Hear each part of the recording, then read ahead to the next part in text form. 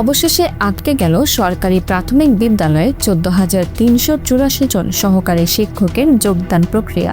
নিয়োগ পরীক্ষার চূড়ান্ত ফলাফল রিভিউ করতে কমিটি গঠনের উদ্যোগ নেওয়া হয়েছে।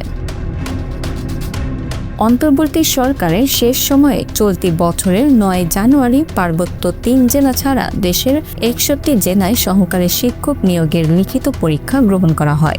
গত 8 ফেব্রুয়ারি চূড়ান্ত ফলাফল প্রকাশিত হয়। 22 ফেব্রুয়ারি থেকে 1 মার্চের মধ্যে প্রার্থীদের স্বাস্থ্য পরীক্ষা এবং ডোপ টেস্ট সহ সব ধরনের সনদ যাচাইয়ের কাজ সম্পন্ন হয়।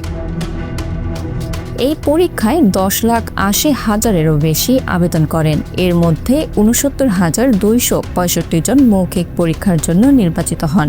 পরে চূড়ান্তভাবে 14,384 জন নিয়োগের সুপারিশ পান।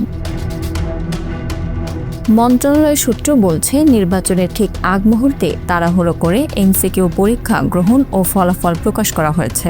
বিভিন্ন জেলায় প্রশ্ন ফাঁসের অভিযোগ, চাকরি প্রার্থীর ডিভাইস সহ আটক ও পরীক্ষা নিয়ে নানা বিতর্ক থাকলেও সেটি আমলে না নিয়ে দ্রুত মৌখিক পরীক্ষা শেষ করে নির্বাচনের ঠিক আগ মুহূর্তে চূড়ান্ত ফল প্রকাশ করা হয়।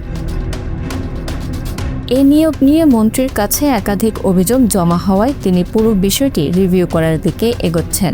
মন্ত্রণালয়ের সূত্র আরও জানায়, নানা বিতর্ক এবং অভিযোগের কারণে পুরো নিয়োগ পরীক্ষা রিভিউ হতে যাচ্ছে। কয়েকদিনের মধ্যে একটি কমিটি গঠন হতে পারে। এই প্রসঙ্গে শিক্ষা এবং প্রাথমিক ও গণশিক্ষা মন্ত্রী এহসানুল হক মিলন গণমাধ্যমকে জানিয়েছেন, প্রাথমিকের 14,000 শিক্ষক নিয়োগ নিয়ে বিতর্ক রয়েছে। ওভারনাইট পরীক্ষা নেওয়া হয়েছে, এর জন্য পুরো নিয়োগ প্রক্রিয়া রিভিউ করা হতে পারে। আমরা একটি কমিটি গঠনের বিষয়ে ভাবছি। এ কমিটি পুরো বিষয়টি দেখভাল করবে। এদিকে 14,384 প্রার্থী চূড়ান্তভাবে নির্বাচিত হওয়ার পরও চাকরিতে যোগদান নিয়ে অনিশ্চয়তা দেখা দেওয়ায় সংবাদ সম্মেলন করে অবিলম্বে দ্রুত যোগদানের তারিখ ঘোষণার দাবি জানান চাকরি প্রার্থীরা। একই সঙ্গে দেশের 61 জেলা প্রশাসকের মাধ্যমে প্রধানমন্ত্রী বরাবর স্মারকলিপি দেন তারা। Bangla affairs news desk.